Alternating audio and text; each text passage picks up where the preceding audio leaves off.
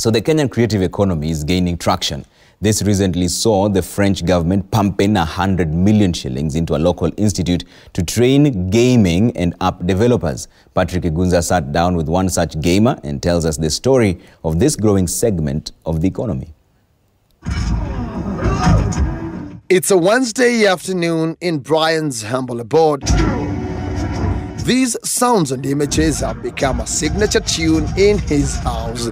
For Brian, also known as the Beast, life is all about video gaming. When life changed and we found we moved to the slum, I think the only thing that made sense to me was gaming. And through all those years growing up, gaming was what held me together. Gaming is what he wakes up to. Gaming is what he spends his day doing and goes to sleep playing even more games. Fight! In short, this is his bread and butter. I do tournaments, teaching guys how to play the game, and me myself labbing, and still I do designs on like people who want t-shirts and stuff like that regarding gaming. So I try to put myself around gaming. Brian is one among many Kenyans who've taken up video gaming as a career. In fact, they are now doing it professionally. I feel for these people coming behind me, they are at a better place, because for people like me, we didn't have people to advise us, to tell us what to do. No, we just figured things from scratch. I go to YouTube, I go where, I ask people, and you know, sometimes people even mean with information, they don't tell you everything. So for me, it was that hard. But for me, I'm willing to share, and I want to make Kenya like a gaming hub. Being a professional gamer entails a number of things, chief among them being in competitions, some being done online. There's also the money aspect that you're trying not to mention. Talk to me about it.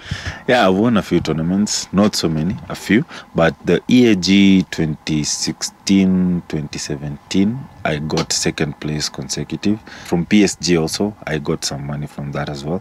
And there are other small tournaments that I've also been getting money as well. This summer, 3 teenagers from London won over £1 million worth of prize money after competing in the Fortnite World Cup in New York. Industry data shows that the number of gamers in Africa has risen from about 14 million to 500 million over the last 5 years. With gaming now gaining traction in the country and Africa at large, institutions of higher learning have joined the fray, not as gamers but as groomers, or better yet, makers of gamers. One such entity is the Africa Digital Media Institute, located at the heart of Nairobi's CBD. We are proud to be amongst the first one. I can say we are the first training institution in this region to offer a course in video game design and development. The agenda here is to further advocate for video gaming as a career and churn out graduates with different specializations such as artists, designers and programmers. The artist is the person who creates the assets to be used, the characters, the backgrounds, that will be used on that game. Now the programmer is the person with the coding skills to put it all together.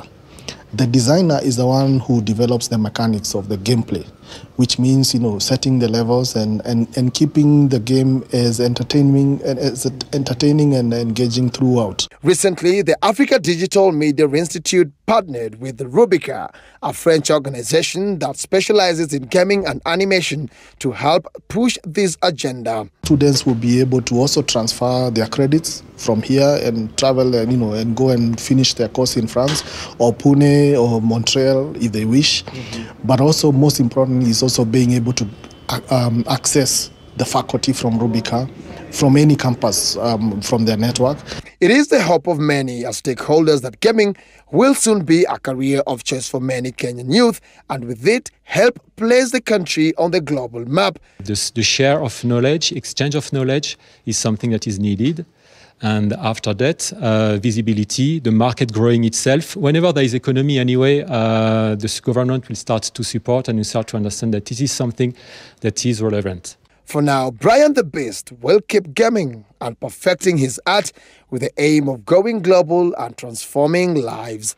how we have Sofapaka, Gor Mahia here, in Korea we have that, but for gaming. So, and it's where Samsung, Sony, and whatever are sponsoring those kids. So why can't we join that bandwagon and get kids from here sponsored and stuff like that? That's the thing I'm thinking about next. Patrick Egunza, Citizen TV.